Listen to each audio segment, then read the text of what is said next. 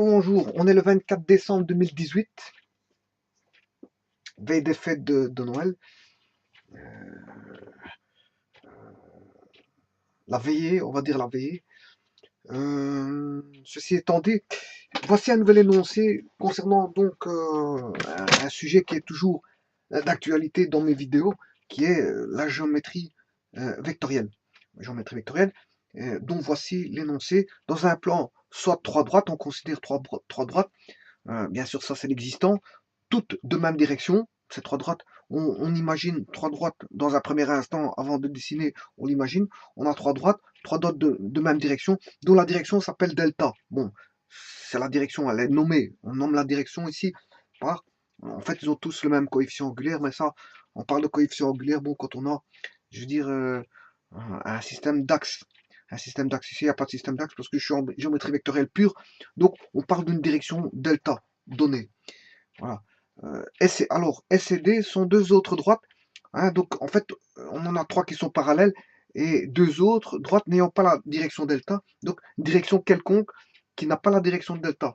Elle a toute autre direction sauf la direction delta. Donc, elles ne sont pas parallèles aux trois droites données. Aucune des deux, S et D, ne sont pas parallèles aux trois droites données. S coupe les parallèles en S1, S2, S3. Voilà. La droite S, c'est une lettre minuscule, c'est une droite, va couper, je veux dire, en des points, les points c'est en lettres majuscules, en S1, S2, S3.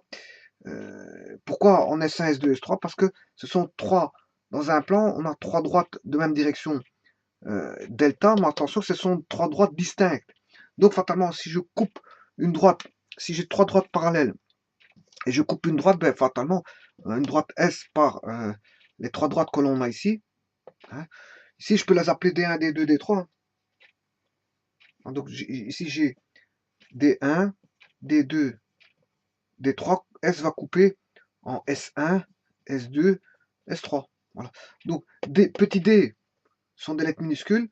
Petit s, c'est une lettre minuscule. Tout ce qui est lettre minuscule, c'est pour les droites. Et les lettres majuscules, c'est pour les points. Donc, ça va signifier qu'on a des points d'intersection entre les trois droites et la droite S. Les trois droites DI, hein, où j'appelle I l'indice de droite. I vaut 1, 2, 3. Et là, j'ai un indice aussi, SI, 1, 2, 3. Donc, S coupe les parallèles en S1, S2, S3, découpe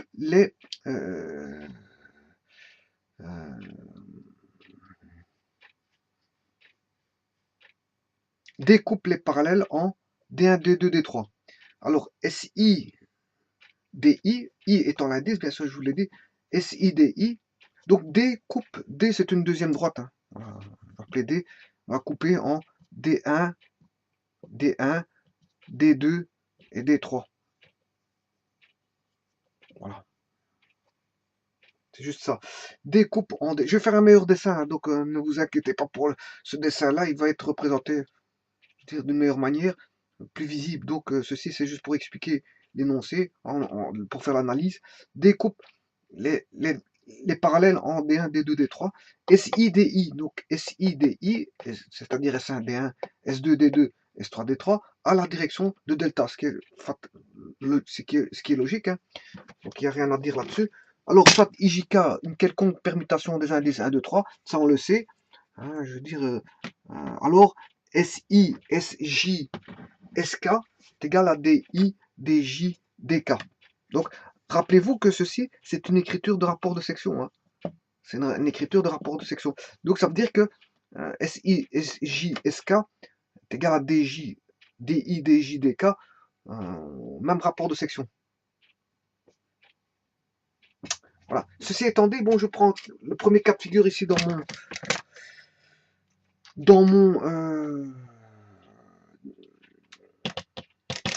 mon développement. Je vais faire deux vidéos. Une qui a, je veux dire, où S et D sont parallèles et une où S et D ne sont pas parallèles.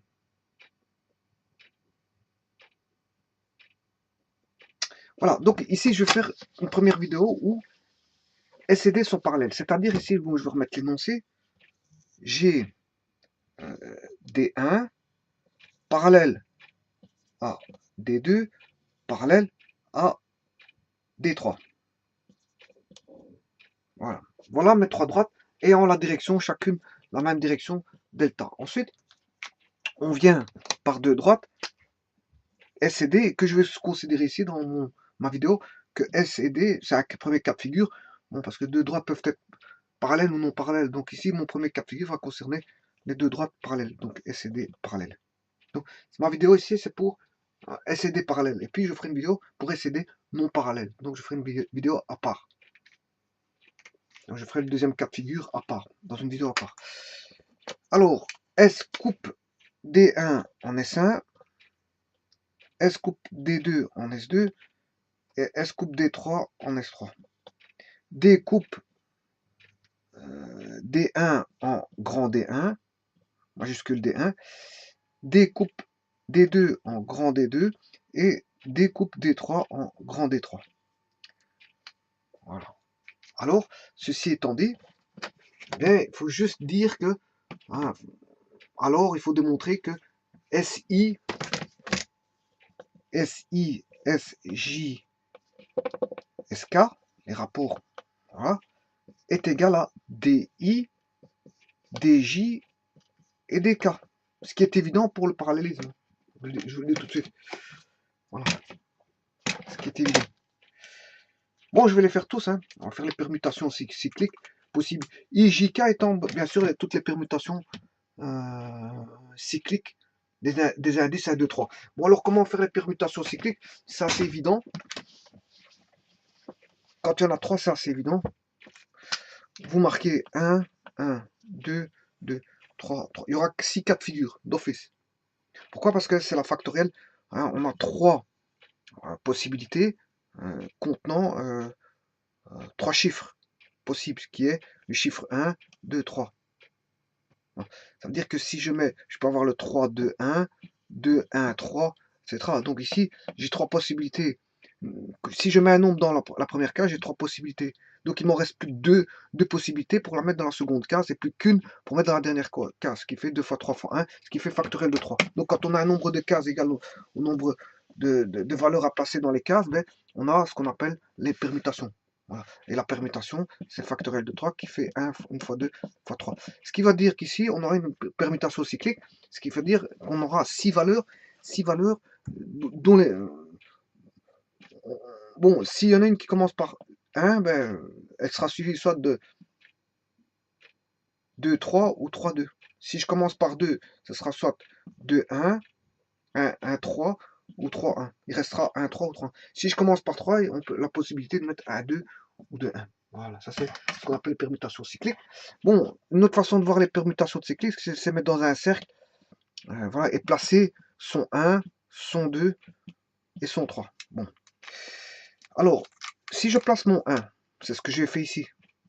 Bon, si je tourne dans ce sens-là, j'aurai 2, 3, 2, 3.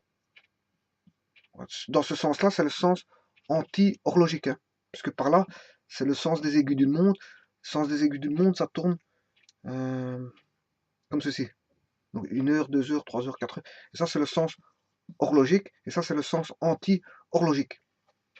Et ça, H, c'est le sens anti-horlogique par là. Et le sens horlogique, c'est par là. Donc, le sens horlogique va donner 1, 3, 2. 1, 3, 2. Le sens anti-horlogique va donner 1, 2, 3. Si je commence par 1. Parce que si je commence par 2, c'est le cas de figure ici. Je commence par 2. Soit je vais dans le sens anti-horlogique. Si c'était le sens anti-horlogique, sens horlogique, sens anti-horlogique va donner, si je commence par 2, on va voir 3, 1. Voilà, ça c'est le sens anti-horlogique. Ça va donner 2, 3, 1. Si je prends le sens horlogique, 2, 1, 3. 2, 1, 3. Bon. Je fais la même chose avec celui-ci. Si je commence en 3, en horlogique, ça va donner 1, 2. Et en anti... Non, si je vais en... par là, c'est-à-dire anti-horlogique, hein, parce que l'anti-horlogique il est par là, c'est le sens par là. On va dire, si j'attribue un sens, c'est un sens positif par là et un sens négatif pour leur logique. Donc ici, pour le 3, si je vais par là, c'est-à-dire le sens antérologique, j'ai 3, 1, 2, sens antérologique. Et là, 3, 2, 1, 3, 2, 1, c'est le sens horlogique. Voilà, je vais vérifier juste le premier. Le 1, 2, 3, c'est bien le sens antérologique. Et 1, 3, 2, c'est le sens horlogique. Voilà, ça ce sont ce qu'on appelle les permutations cycliques au travers, voilà, au travers d'un parcours, on va dire, circulaire, ayant deux sens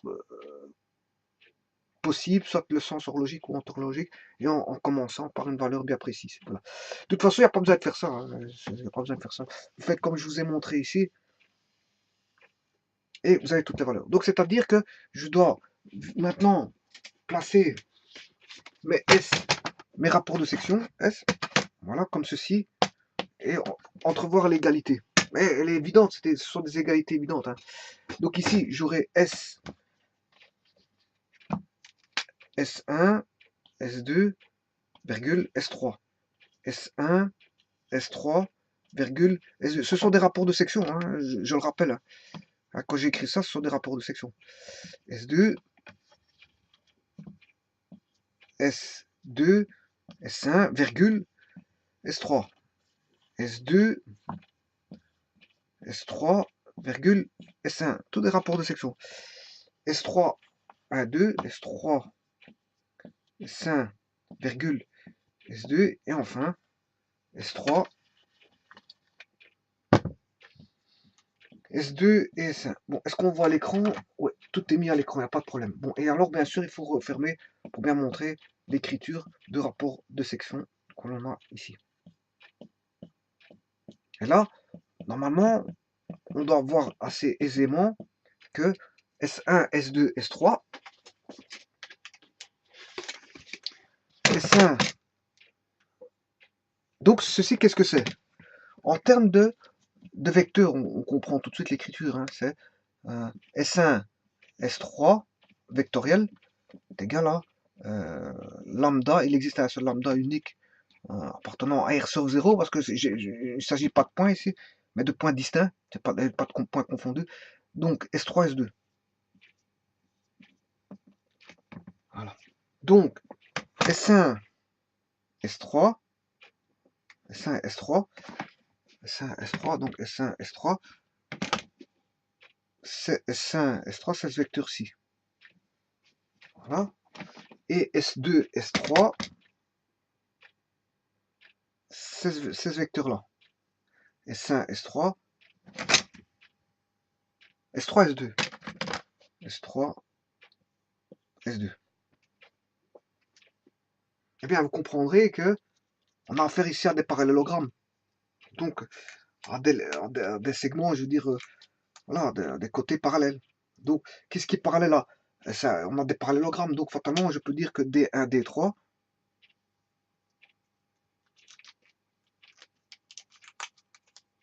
est dans le même rapport que ces rapports-ci de rapport de section. Donc, c'est-à-dire D3 sur D2. Si je fais, voilà, ça c'est en termes de vecteurs. C'est en termes de vecteurs. Non, je vais le mettre en termes de distance. Hein. En termes de distance, ça voudrait dire que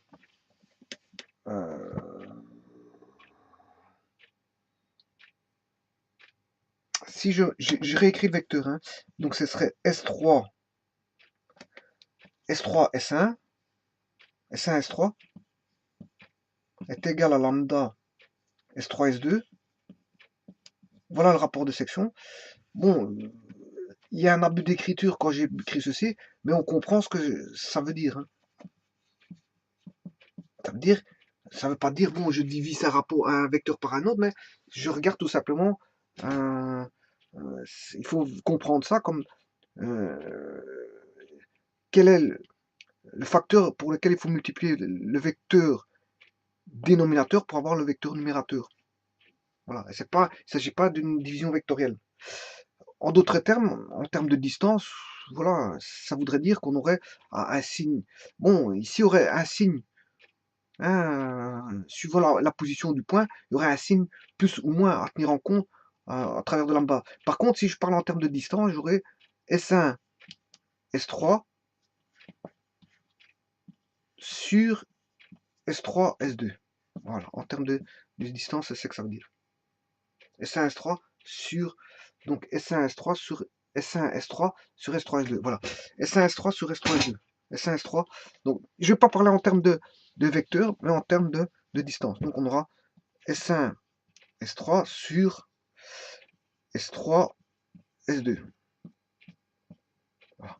Et ceci, on comprend tout de suite que c'est le rapport D1, D3 sur D3, D2.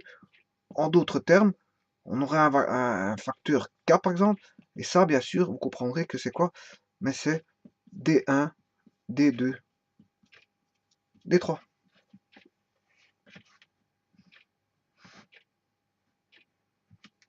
Ouais, parce que ce sont toutes des parallèles, hein, donc si je fais la distance S1, S3 est égal à D1, D3, ben, si je divise par S2, S3 en distance, ben, c'est la distance D2, D3.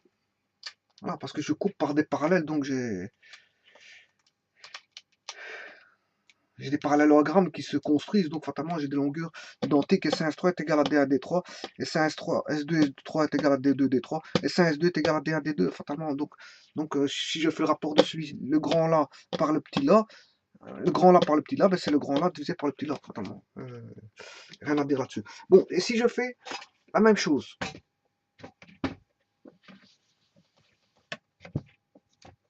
bon, je vais appeler ça alpha. Ici, ça va être S1, S3 sur S2, S3.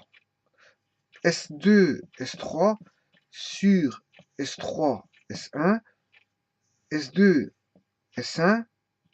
C'est toujours celui-là et celui-là avec divisé par celui-là et celui-là. C'est toujours comme ça. Celui-là et celui-là divisé par celui-là et celui-là. Celui-là et celui-là divisé par celui-là et celui-là. Voilà. C'est ça en fait. Donc S1, S2, S1 sur S1, S3. S3, S2 sur S2, S1. S3, S1 sur S1, S2.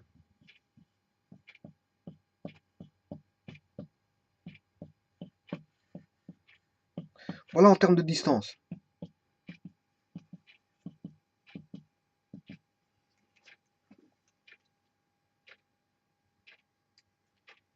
Alors, en termes de distance, S1, S3, S2, S3. S1, S3, S2, S3. S1, S3, S1, distance S1, S3, c'est le grand segment là, sur S2, S3. Tiens, ça n'a pas été fait ça. S1, S3 sur S2, S3. Ouais, parce que ici c'est S3, S2, mais la distance S3, S2, vous, la distance S2, S3. Donc en fait, c'est le même rapport, ça vaudra alpha. Et là, ça vaudra D1, D3 sur D2, D3 en rapport, ce qui veut dire qu'on aura, ça correspond à D1, D3, D2. Bon, maintenant, S2, S3. S2, S3, c'est celui-là. S3, S1, c'est celui-là. Ben, c'est le rapport inverse, en fait. Donc, et ça, le petit divisé par le grand segment ici, c'est le petit segment là divisé par le grand segment là. En longueur, hein, bien sûr. Voilà, donc ce qui veut dire qu'on aura 1 sur alpha, puisque c'est le rapport inverse du précédent. Voilà. Alors là, c'est D2, D3 sur D3, D1. Et là, c'est équivalent à, bien, vous comprendrez, D2, D1, D3. D2, D1, D3. Donc ils ont bien même rapport. Même rapport. Hein. Au niveau, voilà. Maintenant, S2, S1, S1, S3. S2, S1, S2, S1, c'est celui-là. Celui-là, S2, S1, c'est celui-là, c'est le segment ici, divisé par S2, S1 sur S1, S1, S3. Là, le rapport, il vaut bêta.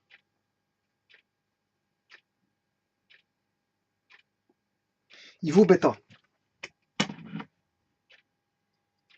S1, S2, voilà, je vais appeler ce rapport-là bêta. On aura D2, D1 sur D1, D3, et ça c'est égal à D2, D3, D1.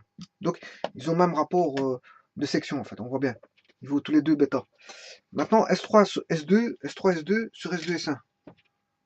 S3 S2 sur S3 S2 sur S2 S1.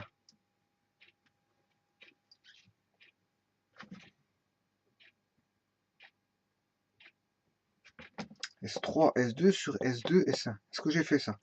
Le petit avec le petit. Bon, le alpha, c'est S1, S3. C'est le grand divisé par le petit. Ici. Le grand divisé par le petit. Voilà. Celui-là, c'est le même, c'est le grand divisé par le petit. Celui-ci, c'est le petit divisé par le grand. Le petit divisé par le grand.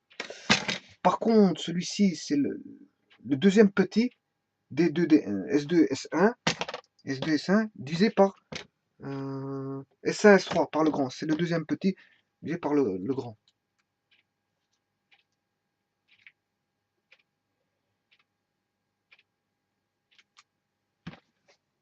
Voilà, S3, S2. C'est celui-là, le petit, sur S2, S1, sur le deuxième petit. C'est le rapport de celui-là sur celui-là. Donc, qui vaut, je sais pas, gamma.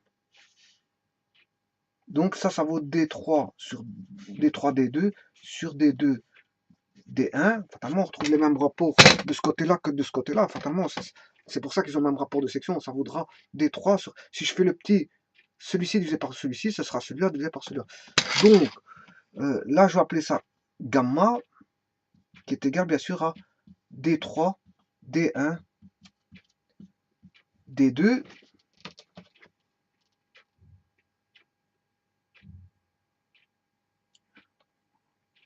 Donc ici, S1, est-ce que je ne me suis pas trompé quelque part? 1, 3, 3, 2, 1, 2. Ouais, ici, il me semble que je m'étais trompé parce que je ne peux pas avoir alpha ici. Hein. Donc là, c'est plutôt S1, S2 sur S2, S3. S1, S2. Donc D1, D2. Et là, ça fait toujours D1, D3, 2. Et là, c'est pas alpha, c'est sûrement pas alpha. C'est S1, S2 sur S2, S3. S1, S2. S1, S2. C'est celui-là. S1, S2. Sur S2, S3. C'est le petit là divisé par ce petit là. Donc là, je m'étais trompé. Ça fait bien. Si je fais S1, S2, on a bien S1, S2 divisé par S2, S3. Là, j'appelle ça gamma. Voilà. Alors, là, j'ai S3, S2. Voilà, S3, S2 sur S1, S2. Donc là, j'ai l'inverse de gamma. J'aurai chaque fois, voilà, ici j'aurai 1 sur gamma. Et vous comprendrez que le dernier, j'aurai 1 sur bêta. Comme ça, on a tous des rapports, je veux dire, voilà, tous des rapports. On aurait alpha, bêta et gamma. Et 1 sur alpha, 1 sur bêta, 1 sur gamma. Voilà. Et donc ici, on va faire le dernier. C'est S3, D3. Donc S3, S1 sur S1, S2. Ce qui fait 3D3 sur D1, D1, D2.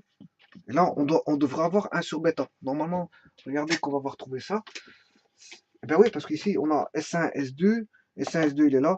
S1, S3, il est là. S1, S3, il est au numérateur.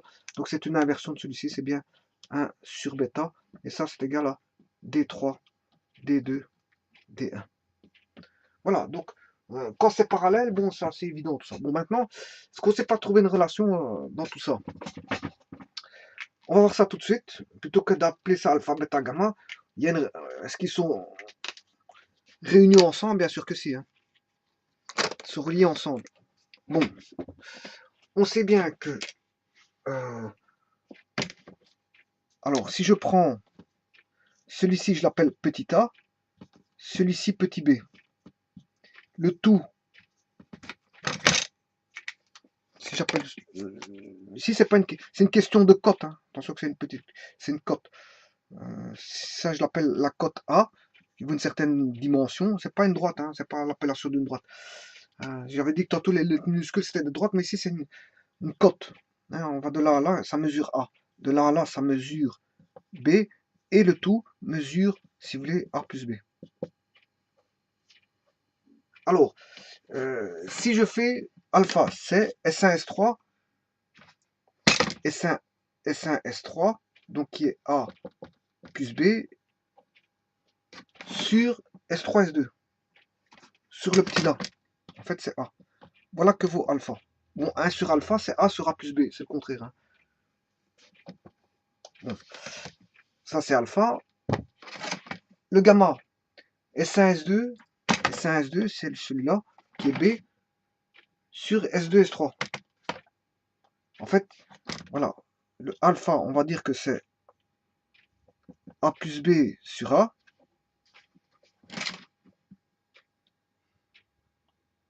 Oui. Le gamma,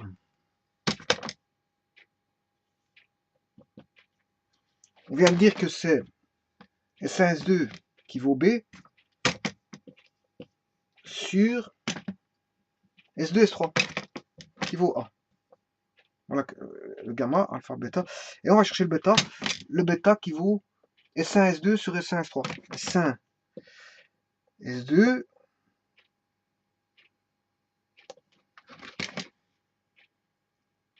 S1, S2,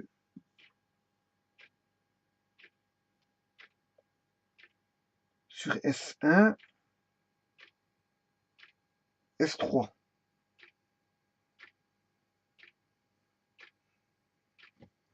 Voilà, donc c'est qui fait B sur A plus B pour le bêta.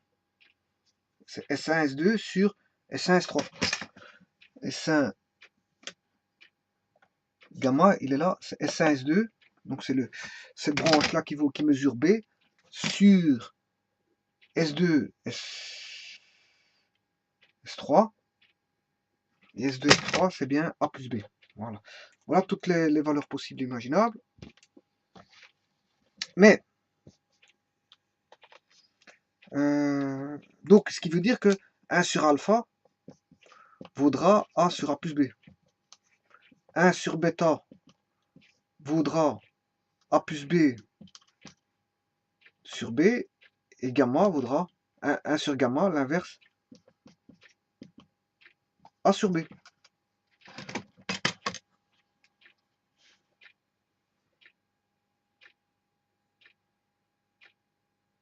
Maintenant, si j'appelle A plus B qui est la somme, je peux appeler S A plus B. La somme, c'est la somme. Voilà, la somme. Par rapport à la somme, j'ai ceci. Voilà, A sur la somme sur B. La somme, c'est la distance complète. Voilà. Et A et B étant, je veux dire, la distance des deux petites branches. Mais je peux exprimer A en fonction de B, ou B en fonction de A. Si j'exprime A en fonction de B, j'ai ici A vaudra S moins B. Alpha, c'est S moins B. Voilà, j'exprime tout en fonction de B. Là, j'aurai B, et là, le A vaudra S moins B. Bien sûr, je fais ça de l'autre côté aussi. Hein. Voilà. S moins A. S moins B, pardon. S moins B. Et là, j'aurai bien S moins B sur B.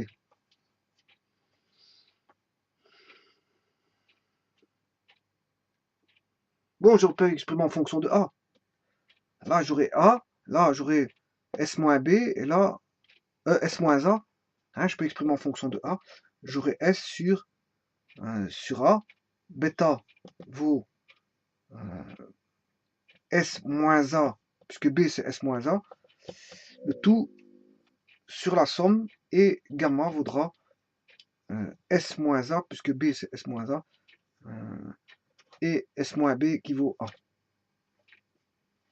Tout est exprimé en fonction de la somme est A, ici, la somme est B, ici. Voilà, donc je peux exprimer ça comme ça. Ou en fonction de A et de B, comme je l'ai fait au début.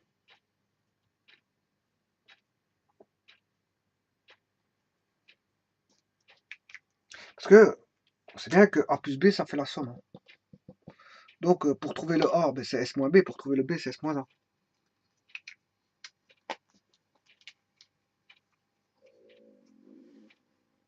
Donc, on aura bien deux valeurs qui mesurent une alpha et son inverse, gamma et son inverse, bêta et son inverse. Là, c'est bon.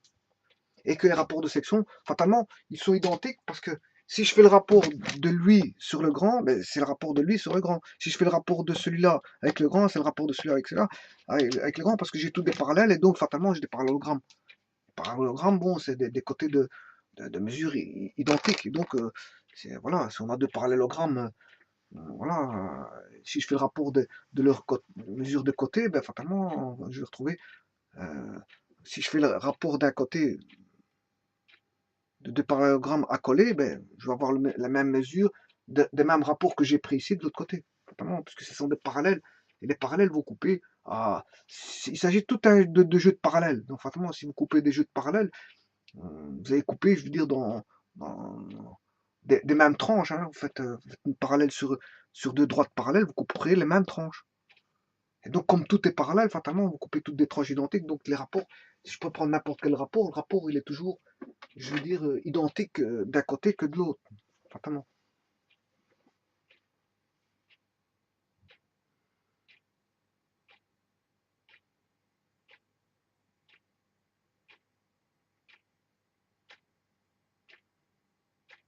Maintenant, ce qui est intéressant de voir, c'est qu'est-ce qui se passe si je multiplie alpha, bêta, gamma. Bon. Multiplions alpha, bêta, gamma. Alpha, fa, bêta, fois gamma. Bon. Pour le fun, on aurait S sur A fois S moins A sur S fois gamma qui vaut S moins A sur A. Donc, alpha, alpha, S1, S3, S1, S3 sur S2, S3. Donc, c'est la somme sur B, donc c'est la somme S1. Je me suis pas trompé là. S1, S3 sur S2, S3. Donc, c'est la somme sur A, ça c'est bon. La deuxième, bêta, gamma, c'est S1, S2, S2, S3. S1, S2, S2, S3. Donc, c'est B sur A et B sur A. B, c'est S moins A. S moins A sur A. Donc, ça, c'est juste. On est juste, là, on est juste. Et le bêta, bêta S1, S2, S1, S3. S1, S2, S2, S3. C'est B sur A. S1, S2, bêta, S1, S2, S1, S3. Donc c'est B sur la somme. B sur la somme et B c'est S moins A fois S. Donc c'est bien juste. Si je fais alpha fois bêta fois gamma, j'ai S sur A fois S moins A sur S fois S moins A sur A. Bon, les S vont se simplifier et il va rester S moins A au carré sur A carré, ce qui veut dire S moins A sur A, le tout au carré. Voilà si je multiplie les trois rapports de section. On va trouver ceci. En d'autres termes, S moins A qui vaut B, c'est B sur A au carré.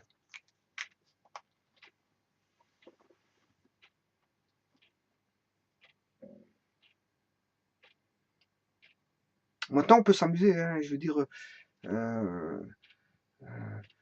maintenant, si je multiplie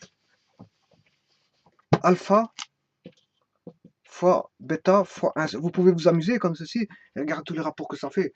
Là, ça fait S sur A fois bêta S moins A sur S, et l'inverse de gamma, c'est A sur S moins A. Bon, on aura une simplification de S moins A, S moins A, A, S, et S, on trouve un rapport de 1. Voilà, le rapport ici fait exactement 1. Voilà. Ça, c'est en faisant alpha fois bêta fois 1 sur gamma. Et alors, vous pouvez vous amuser, hein, vous faites toutes les possibilités possibles. Voilà, alpha, bêta, j'ai fait alpha fois bêta fois gamma qui donnait B sur A au carré. J'ai fait alpha fois bêta fois 1 sur gamma, ça donne 1.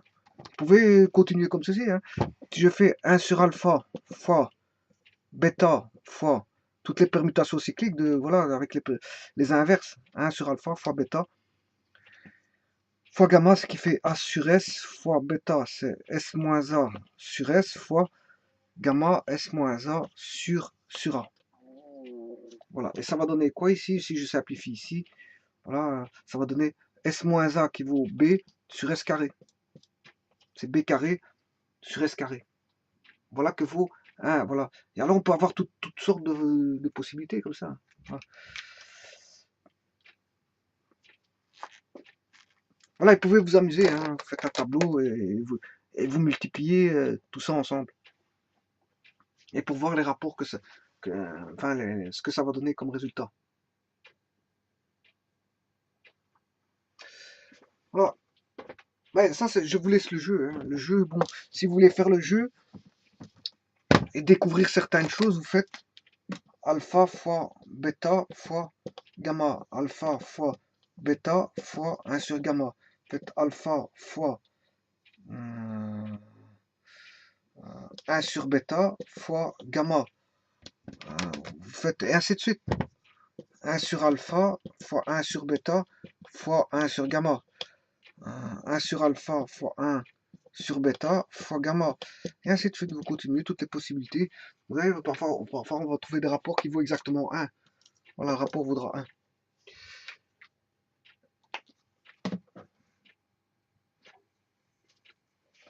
Voilà, je vous remercie.